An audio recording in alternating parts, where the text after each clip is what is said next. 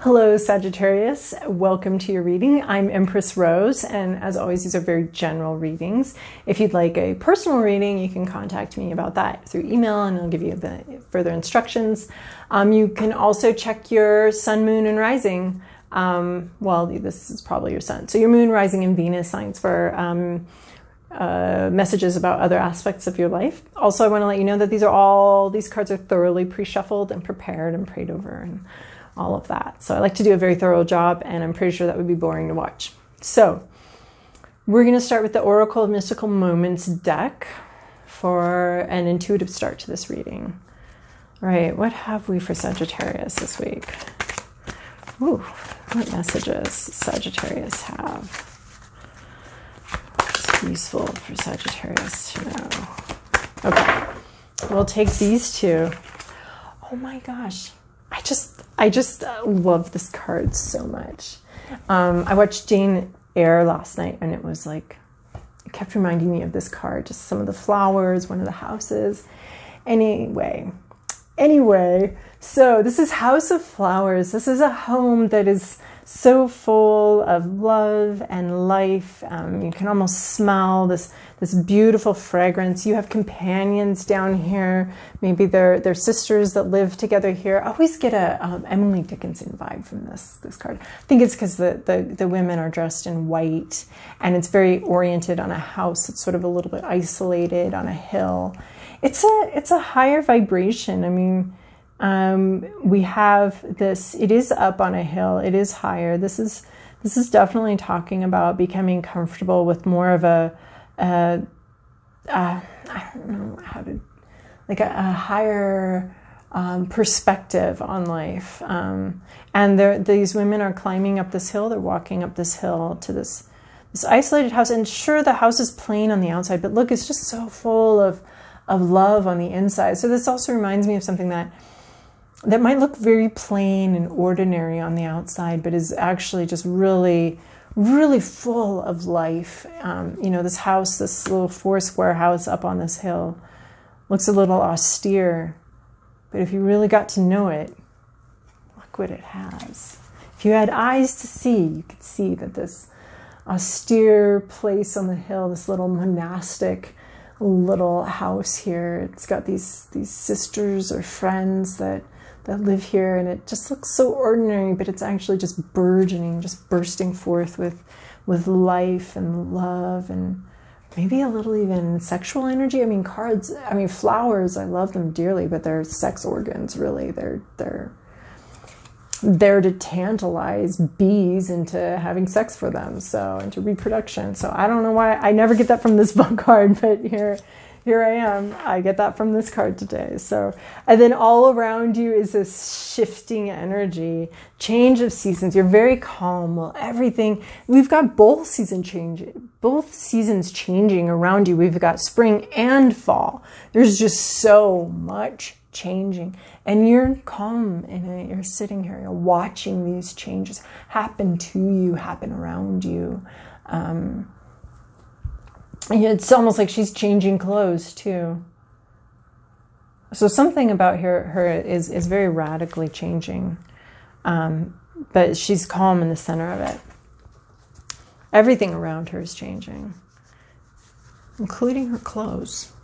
Hopefully that's helpful to someone. Okay, we're going to move to the Santa Muerte Tarot deck for the main body of the reading. More traditional read. So this is your past, this is your present, this is your inner landscape, this is at issue, this is the environment, to-do list, possible outcome. All right, Sagittarius, let's see what we've got here. We've got Cups and Swords, so truth and emotions. In your recent past, we have strength. We have this wrestling with the inner demons. This wrestling match wasn't entirely unpleasurable. You enjoyed it a little bit. It was a little bit of play for you, but you were wrestling with an inner demon. You got the upper hand. You literally have the upper hand. You're literally holding it by the nose. So in the past, you've really done some battle with something, and you really required all of your strength to master this thing. this, it's usually an internal demon. I mean, because we're not usually wrestling real demons. So you've wrestled with something in the past recently. You were successful. You wrestled with, it looks like, inner demons, inner monsters, and you were successful. In your present situation, you have the Seven of Cups. So you have a lot of overwhelming decisions. Looks like you're deciding the cup that has something already growing in it. But there's some heartbreaking decisions that you're making here. Things are going to have to be left behind on the shelf. Hopefully you will pick what's healthiest for you, what's best for you, what's the cup that's the source of most growth, and is most likely to be successful. And that can be different things. I'm getting the same vibe that I got from this house is what something looks like on the outside. There's a life just burgeoning out of something that might look very plain on the outside. So here you're having to trust your instincts on which thing to pick, which cup to pick. And this is saying pick the cup with the most growth. Now that may not always be the cutest cup on the hill, you know. You could have some, but on the inside, what's growing on the inside of that cup. So you're going to have to follow your instincts here. Find some serenity to make this decision that you're currently making. Find some peace, connect to your, I'm seeing these rays of light, so I'm thinking you need to be connecting to your source, to your God or your spirituality somehow. You need to connect with that, find serenity in that as you are making this decision. And choose the thing that causes, well, sometimes the most growth can come from the most painful situations. But if you have a chance to choose, don't let the looks deceive you. Something that looks very plain could actually be the fullest, the best for you and the fullest growth. So yeah, pick the thing that's best for you, okay? Not necessarily the thing that looks the best or the thing that other people are telling you is the best, but you'll know because you will be in contact with yourself, and there will be some heartbreak in this decision. You're not going to be able to pick everything. So you do have a decision to make, and you need to pick what's best for you. So in your inner landscape, you have this One of Cups, this Ace of Cups, this new beginning. We have this magical dragonfly, which to me speaks of communication across sort of an ethereal soul communication across, continents possibly. So this emotional new beginning that you're experiencing within these clouds, these storm clouds have finally opened. This high desert is being transformed before your very eyes. It's beginning. The lake is beginning to fill. We've got frogs here, which represent rapid, sudden growth. We've got a praying mantis, which also represents some more methodical or strategic growth. So you have communication, sort of a strange communication, that's something that we're not used to. I'm seeing a lot of things here that are indicating that appearances, there's more than meets the eye to a situation. There's more life, there's more love, there's more passion than is being shown directly. So you have this brand new emotional beginning and you're going on inside of you. And that's pretty exciting. All of those beginnings, sometimes they're hard to see when something is actually beginning, and they should be celebrated. At issue, though, is the Seven of Swords. This is a situation that's blocking you. This is some treachery has gone on here. This normally in this position, I take the reversal of the card. But Seven of Swords is already like not a great card. So, and I think it's that you don't see it. You're not reflecting on it. You don't really have hope. I don't know that you can see this treachery, which I hate to say because that can cause some anxiety, but there might be something going on around you that you don't understand and you're not seeing the full danger of it or the full issue. So I would advise you to do some deep reflection, continue to have hope, but you may not have woken up or fully understood this yet.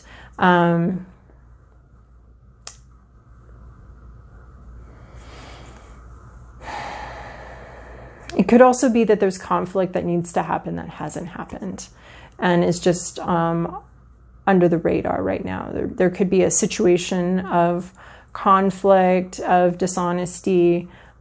There's just something here that's not moving forward or not fully being seen yet.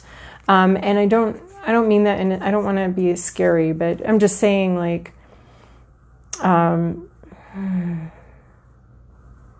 there could be a conflict that's just under the surface that needs to surface. And I would hope that you kind of have an idea of what that is.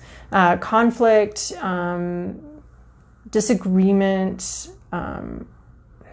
There could be someone that's trying to trick you, honestly, that's trying to get you to pick a cup here that isn't for your highest interest.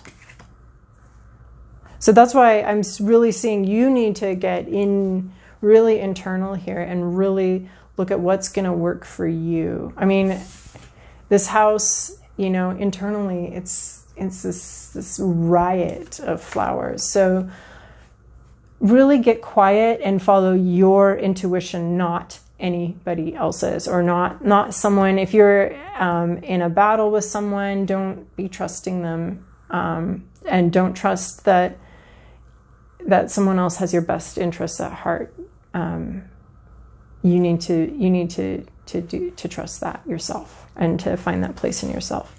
So in your environment, you have this Queen of Swords. So someone in your environment is battle tested, battle worn. They have their sword. They're not using it. They could cut anybody down, but they're too wise. They're too, I want to say tired, but it's like tired in this, like, battles. I don't need to fight them anymore. You don't need other people to agree with you. You can have your own opinion and your own feelings and make your own choices, and you don't need to fight other people to see your perspective or to see anything. This is a woman who owns her perspective, who owns her power, who understands what she's been through, what she sees, and what she knows. She knows what she knows, and she doesn't have to fight about it, because why? She already knows it. She knows what she knows. She's done a lot of internal reflection, though, and wrestled a lot of demons. So this is someone in your environment who could be cruel, but is choosing not to be, or knows things, but is choosing not to say them. It's choosing to not battle. It's perhaps choosing to not participate in this battle. So this is a queen. This is someone who has a lot of, who can communicate very sharply if they want to. And so this is a person in your environment.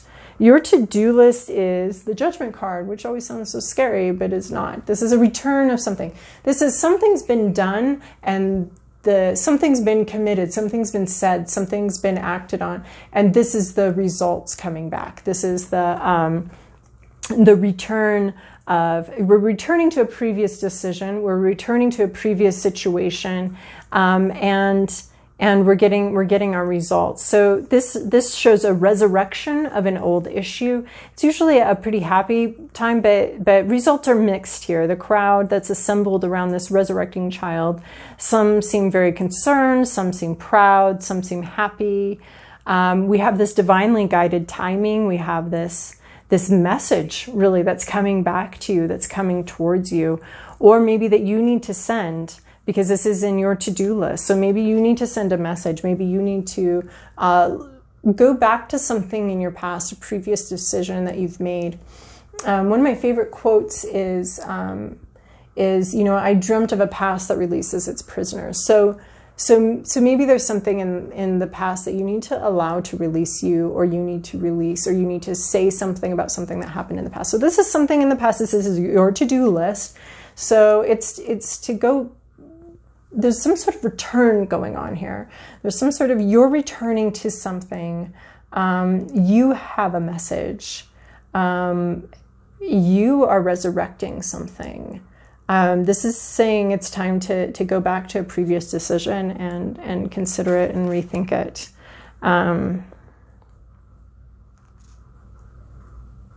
To bring something back. This could also be like a hobby, a relation, something from the past. Your job is to bring it back to life.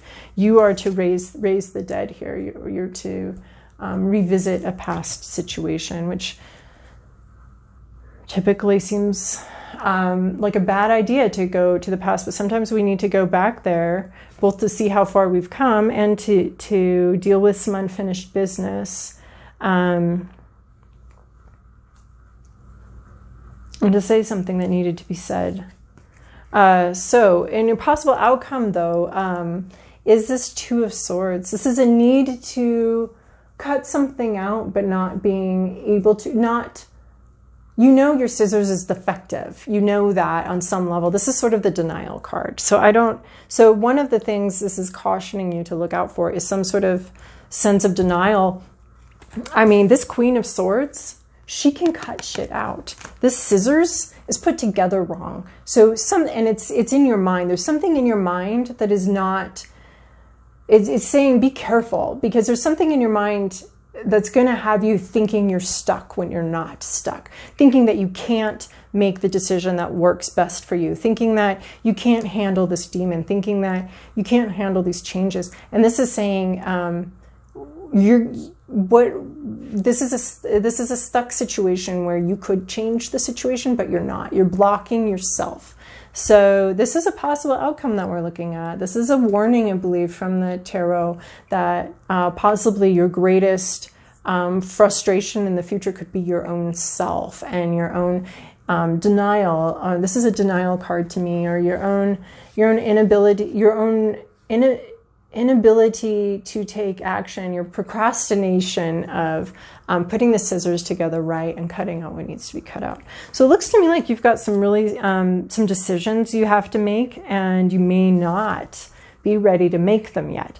Oh yes, it's okay to be in denial, because if you don't have the skills you need, or if you don't have what you need, it's fine to have a period of denial. I mean, we always want to be opening our eyes more and more and learning, but once you learn how to put scissors together properly, then you'll be able to put the scissors together properly. So keep growing, keep learning, keep being in touch with your inner self.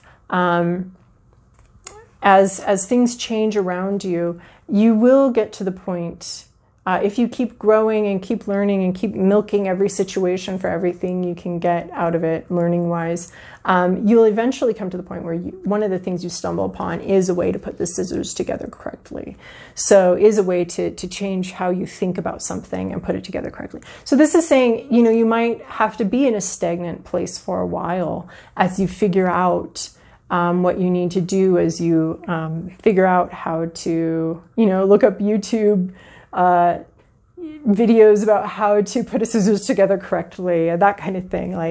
And there is someone that can teach you in your environment. This might be a therapist, a teacher, a friend, a mother or father, someone that can give you some level of guidance in how to put the scissors together. So you may need to bring something back from the past, but you may not know what to do with it yet. And you may need to take a pause and a timeout.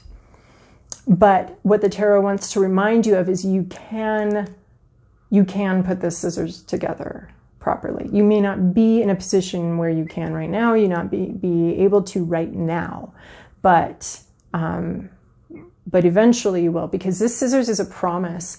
These blades are sharp.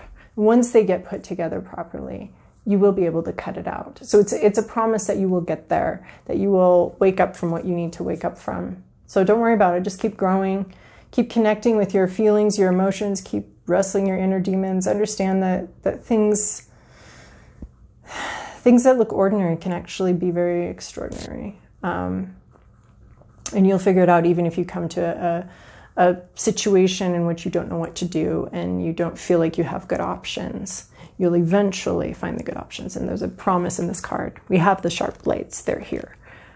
They're just not ready to work yet. All right. Oh my gosh, Sagittarius, I hope this goes well for you. And thank you so much for subscribing and liking and commenting. I really appreciate it. This baby channel is growing bit by bit, and the messages are starting to reach more people that find them helpful. So I appreciate that. So keep liking, and you can only subscribe once. So keep liking, commenting, sharing the channel with others who might find this message helpful. So I hope you have a wonderful week, Sagittarius.